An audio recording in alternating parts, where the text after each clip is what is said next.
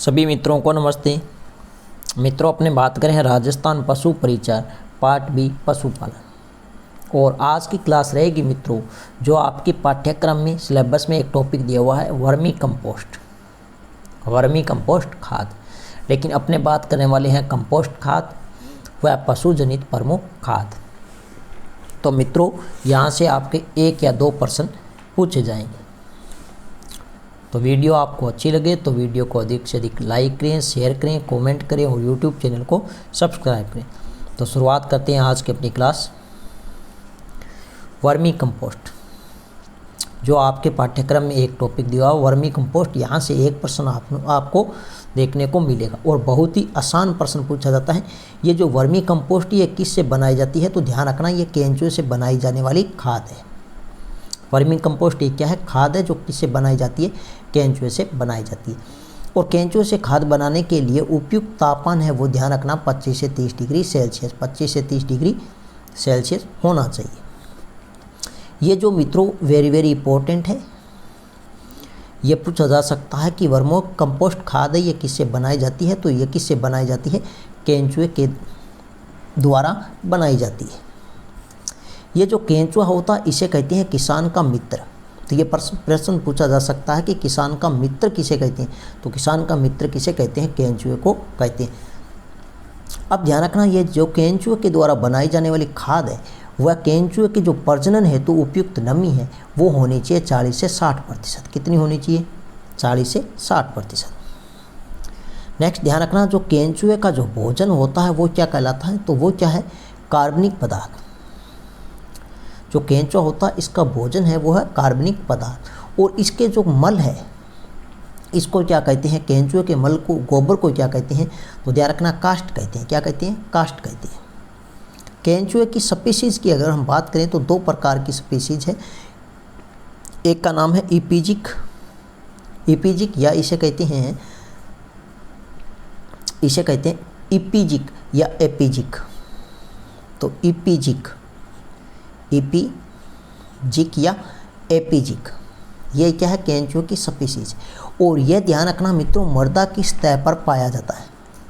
ये जो केंचुआ है ये कहाँ पाया जाएगा, मृदा की सतह पर पाया जाएगा। और मृदा की सतह पर पाया जाता है इसलिए इसका जो भोजन है वो ध्यान रखना क्या है, इसका जो भोजन है वो कार्बनिक पदार्थ है। क्या रहेगा, कार्बनिक पदार्थ। और नेक्स्ट ध्यान रखना ये जो स्पीशीज है केंचुए की, ये भारत व राजस्थान में कृषि के लिए उपयुक्त है। सबसे उपयुक्त है वो ध्यान रखना कौन सी है, भारत और राजस्थान के लिए कृषि की दृष्टि से, तो वह है एपिजिक या इपिजिक। नेक्स्ट ध्यान रखना मित्रों राजस्थान के लिए वेरी इंपॉर्टेंट, बहुत बार यह प्रश्न पूछा गया है एग्रीकल्चर में। तो आइसिनिया फोएटिडा केंचुआ यह राजस्थान में कृषि की दृष्टि से सबसे उपयुक्त है। तो केंचुए की कौन सी प्रजाति है जो राजस्थान में कृषि के लिए सबसे उपयुक्त है, तो वो केंचुआ कौन सा है, तो ध्यान रखना आइसिनिया फोएटिडा। नेक्स्ट अगर हम बात करें मित्रों नंबर 2 है स्पीसीज, वो है एंडोजिक या इंडोजिक। ये ध्यान रखना मित्रों ये मृदा की अधो सतह पर पाया जाता है। यह मृदा की अधो सतह पर पाया जाता है, इसलिए इसका भोजन अगर हम बात करें, इसका जो भोजन है वो भोजन ध्यान रखना मित्रों मृदा है, अधो सतह पर पाया जाता है, इसलिए इसका जो भोजन है वो मृदा या अपने कह सकते हैं मिट्टी। तो इसका भोजन क्या रहेगा, मृदा या मिट्टी। अधो सतह में अगर हम बात करें तो यह ध्यान रखना 3 मीटर तक गहरी सुरंग बनाते हैं,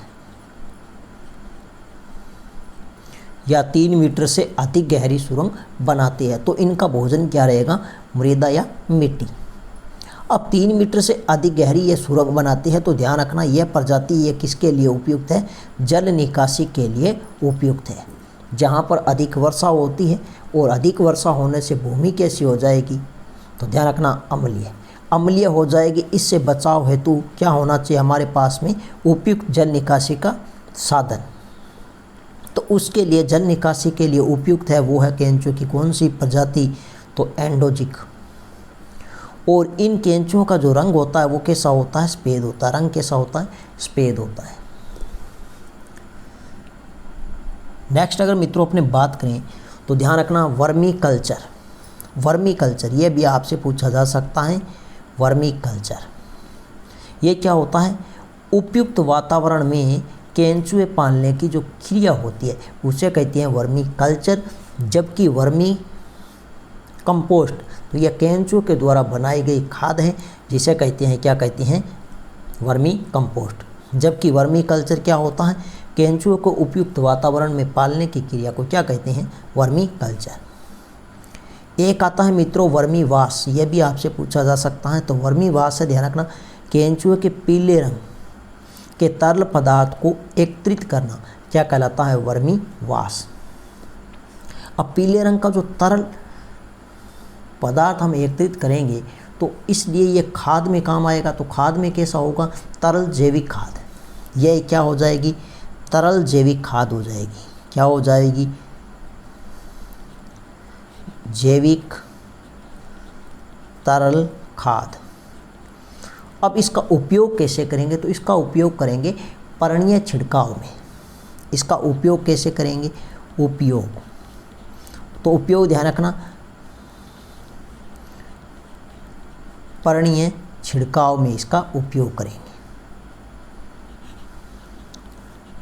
छिड़काव में, ये ध्यान रखना। नेक्स्ट ध्यान रखना वेरी वेरी इंपॉर्टेंट है, ये जो केंचुआ होता है मित्रों यह मृदा में वायु संचार, केंचुआ मृदा में वायु संचार व पोषक तत्वों की मात्रा बढ़ाता है। इसलिए ही इसे क्या कहते हैं, किसान का मित्र कहते हैं। क्या कहते हैं, किसान का मित्र कहते हैं। नेक्स्ट वेरी वेरी इंपॉर्टेंट, यह भी आपको ध्यान रखना है, केंचुआ किस हार्मोन का स्त्राव करता है, तो ऑक्सिन हार्मोन का क्या करता है, स्त्राव करता है। तो केंचुआ किस हार्मोन का स्त्राव करता है, तो ऑक्सिन हार्मोन का क्या करता है, स्त्राव करता है। अगर आपसे पूछे 1 किलोग्राम में केंचुए होते हैं तो वो कितने होते हैं, 1000 से लेकर 1200 तक होते हैं। तो 1 किलोग्राम में केंचुओं की संख्या अगर आपसे पूछे तो वो ध्यान रखना 1000 से लेकर 1200 तक होती है। ये जो केंचुए होते हैं मित्रों ये ध्यान रखना प्रतिदिन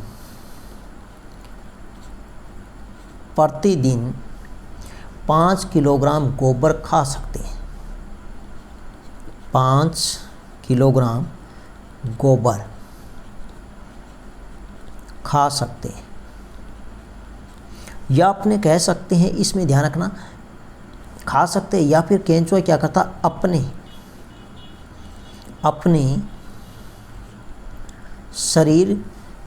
अपने शरीर का 5 गुना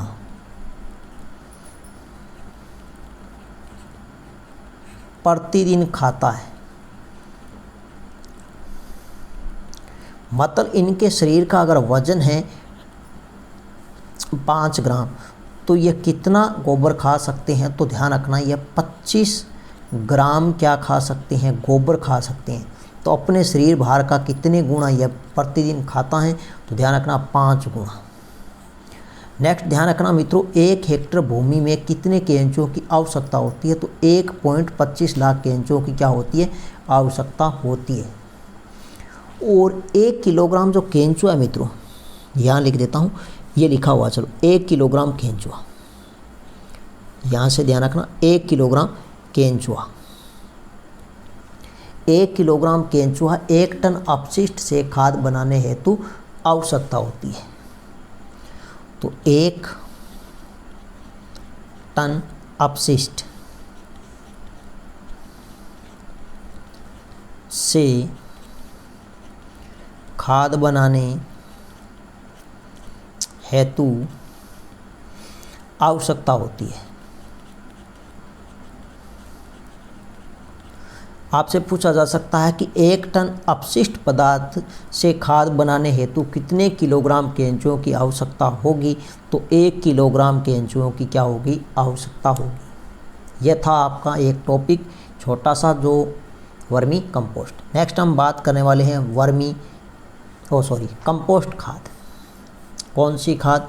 कंपोस्ट खाद। यहाँ से भी प्रश्न आपसे पूछा जा सकता है। कंपोस्ट खाद ये क्या होती है तो सभी जानते हो, जिसे अपने कहते हैं गोबर की खाद।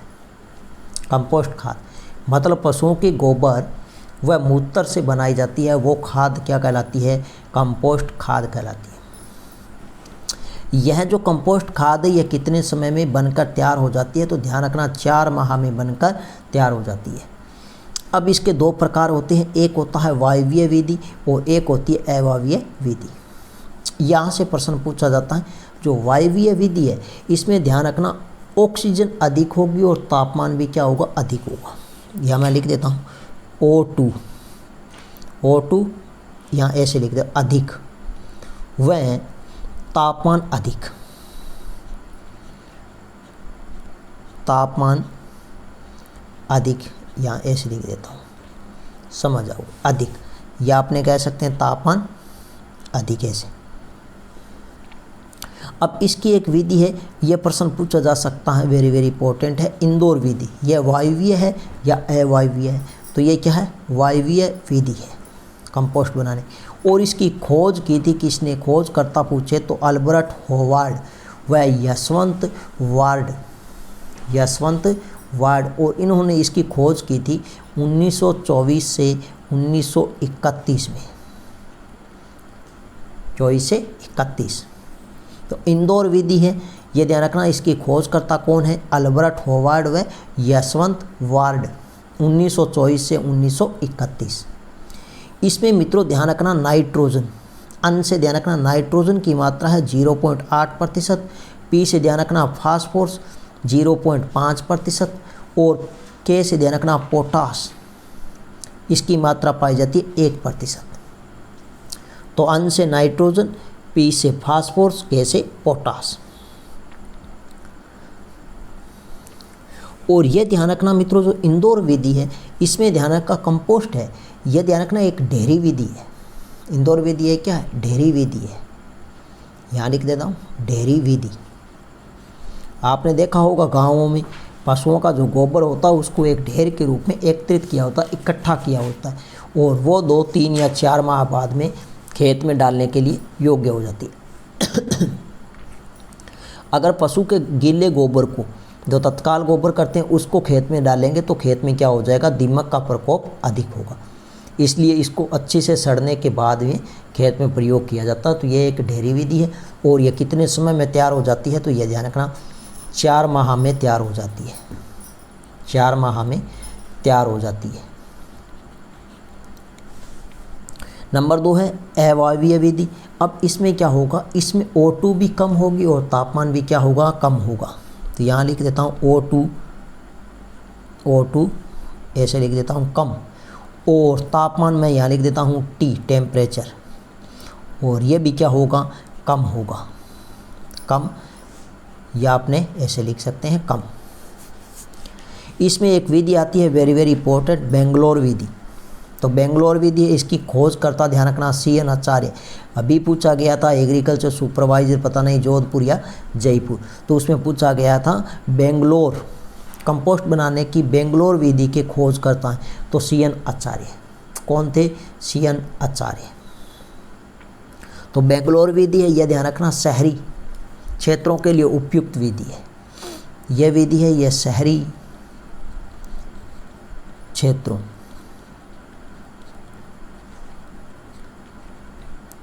के लिए उपयुक्त विधि है, उपयुक्त विधि है। जबकि यह मित्रों तो इंदौर विधि थी, यह अभी हमने बात की ढेरी विधि, तो यह ग्रामीण क्षेत्रों के लिए उपयुक्त है। यहाँ लिख देता हूँ ग्रामीण क्षेत्रों के लिए उपयुक्त विधि है। इसमें ध्यान रखना अन, पी और के मतलब नाइट्रोजन, फास्फोरस और पोटास, इसकी मात्रा अगर हम बात करें तो इसमें ध्यान रखना बेंगलोर विधि है, इसमें नाइट्रोजन 1% होती है, जबकि फास्फोरस 0.5% और जो पोटास होती है 1.2%। नेक्स्ट हमारे पास है नंबर 3 विधि आती है नेपेड विधि, और इसके खोज करता है नापेड काका, नापेड काका। और ये नापेड काका है, ये ध्यान रखना महाराष्ट्र के थे, महाराष्ट्र। और इस विधि में जो कंपोस्ट है वो 2 माह में तैयार हो जाती है, 2 माह में तैयार हो जाती है। यह आपको ध्यान रखना है, 2 माह में तैयार हो जाती है। जो कंपोस्ट खाद है वो कितने माह में बनकर तैयार हो जाती है? 2 माह में बनकर तैयार हो जाती है। इसमें भी अगर हम नाइट्रोजन, फास्फोरस और पोटास की मात्रा बात करें तो नाइट्रोजन 0.5 से 1.5%, फास्फोरस है 0.5 से 0.9% और पोटास है 1.2 से लेकर 1.4%। नेक्स्ट नंबर 4 है, वो विधि आती है एडको विधि। कौन सी विधि? एडको विधि।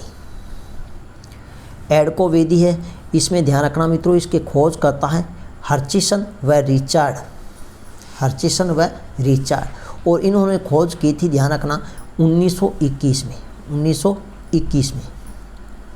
और ये कंपोस्ट बनाने की प्रथम विधि है, ये ध्यान रखना। कंपोस्ट बनाने की प्रथम विधि अगर आपसे पूछे तो वो कौन सी है? तो एडको विधि है, जिसके खोजकर्ता हर्चिसन व रिचर्ड है। इसके बाद ध्यान रखना मित्रों, 6 नंबर विधि आती है कोयम्बटूर विधि। और इसके खोजकर्ता ध्यान रखना, वेरी वेरी इंपॉर्टेंट है, मानिकराम, खोजकर्ता मानिकराम। और एक 6 नंबर विधि और आती है जिसका नाम है मायादास विधि, मायादास विधि। और इसके जो खोज करता है वो भी कौन है? मायादास है, मायादास। इसके अलावा 2 और है, देखिए मित्रों। एक का नाम आता है एजो कंपोस्ट। एजो कंपोस्ट है, इसमें ध्यान रखना एजेटोबैक्टर मिलाया जाता है, एजेटोबैक्टर मिलाया जाता है। तो वो ध्यान रखना किस में मिलाया जाता है? एजो कंपोस्ट में। एजो कंपोस्ट में क्या मिलाया जाता है? एजेटोबैक्टर मिलाया जाता है। इसके बाद में ध्यान रखना सुपर कंपोस्ट। सुपर कंपोस्ट है, इसमें एसएसपी मिलाया जाता है, एसएसपी मिलाया जाता है। एसएसपी मतलब सिंगल सुपर फास्फोरस। एसएसपी क्या होता है? Single super phosphorus. यह आपको ध्यान रखना है। एसएसपी इसे कहते हैं सिंगल सुपर फास्फोरस। इसमें ध्यान रखना फास्फोरस को हम लिख सकते हैं P2O5। P2O5 है, ये एसएसपी की बात कर रहा हूँ, सिंगल सुपर फास्फोरस। इसमें P2O5 फास्फोरस होता है, वो 16% होता है। अगर हम बात करें इसमें कैल्शियम की बात करें तो वो 19% होता है। और इसमें बात करें सल्फर की, सल्फर होती है, वो कितनी होती है? 12% होती है। किसमें? एसएसपी, सिंगल सुपर फास्फोरस में। नेक्स्ट मित्रों, अगर हम बात करें तो सांद्रित कार्बनिक खाद। और ये जो मित्रों सांद्रित कार्बनिक खाद है, ये 2 प्रकार की होती है। कितने प्रकार की होती है? इसके प्रकार कितने होते हैं? 2 होते हैं। एक का नाम तो हमारे पास में है पशु जनित सांद्रित खाद, और एक होती है, वो होती है खलियाँ। क्या होती हैं? खलियाँ। और खलियाँ भी 2 प्रकार की होती है, एक तो पशुजनित खाद्य खलियाँ और दूसरी पशुजनित अखाद्य खलियाँ। तो अपना टॉपिक ध्यान रखना पशुओं से संबंधित है, तो ये आपके लिए महत्वपूर्ण है, पशु जनित खाद। पशु जनित खाद है, इसमें हम बात करें नाइट्रोजन, फास्फोरस और पोटास की मात्रा। जैसे हमारे पास में है रकत की खाद। रकत की जो खाद बनाई जाती है, इसमें ध्यान रखना नाइट्रोजन पाया जाता है 11 से 12%। हड्डी का जो चूरा होता है, हड्डी का उपयोग आपके दिया हुआ, हड्डियों का उपयोग, तो हड्डियों का जो उपयोग होता है वो होता है खाद बनाने में। किसके बनाने में? खाद बनाने में। तो ये वेरी वेरी इंपॉर्टेंट है। हड्डी का चूरा है, इसमें नाइट्रोजन होती है 10 से 11%। इसके बाद ध्यान रखना मछली गुआन। मछली गुआन में 7% तो नाइट्रोजन पाया जाता है, जबकि 8% फास्फोरस पाया जाता है। 8% क्या पाया जाता है? फास्फोरस पाया जाता है। और पक्षी गुआन है, इसमें ध्यान रखना मित्रों, इसमें 7 से 8% तो नाइट्रोजन पाया जाता है और 11 से 14% फास्फोरस पाया जाता है। स्टोबोन मील है, इसमें 3 से 4% नाइट्रोजन और 25 से 30% फास्फोरस पाया जाता है। रोबिन मील है, इसमें ध्यान रखना मित्रों 1 से 2% नाइट्रोजन है, 20 से 25% फास्फोरस पाया जाता है। ये जो गोबर की खाद है वेरी वेरी इंपॉर्टेंट है, इसे कहते हैं FYM। क्या कहते हैं? FYM, गोबर की खाद। इसमें ध्यान रखना nitrogen 0.50% important, phosphorus 0.25% very very important, और जो पोटास होता है 0.50% वेरी वेरी इंपॉर्टेंट। नेक्स्ट ध्यान रखना वर्मी कंपोस्ट खाद। वर्मी कंपोस्ट खाद है, यह भी वेरी वेरी इंपॉर्टेंट है। इसमें नाइट्रोजन 3% होती है, फास्फोरस 1% और पोटास 2% पाया जाता है। पोटास कितना है? 2% है। फास्फोरस कितना है? केवल और केवल 1%। और नाइट्रोजन है, यह कितना पाया जाता है? तो ध्यान रखना यह कितना है? 3% है। इसके अलावा अगर हम बात करें, अपने एक टॉपिक है भेड़ बकरियां, तो 9 नंबर यहाँ लिख दे हूँ भेड़ बकरी। भेड़ और बकरी, भेड़ बकरी की जो खाद होती है, भेड़ बकरी की खाद, इसमें ध्यान रखना नाइट्रोजन, इसमें मुख्य रूप से ध्यान रखना नाइट्रोजन है वो कितना प्रतिशत है? 3%। इसके बाद है पोल्ट्री, जो मुर्गी फार्म होता है, पोल्ट्री यहाँ लिख देता हूँ मैं पोल्ट्री। पोल्ट्री खाद, पोल्ट्री खाद की अगर हम बात करें तो इसमें भी ध्यान रखना जो ये नाइट्रोजन पाया जाता है, यह पाया जाता है लगभग 3%। कितना? 3%। अब नंबर 11 मैं यहाँ पे लिख देता हूँ नाइट सॉइल।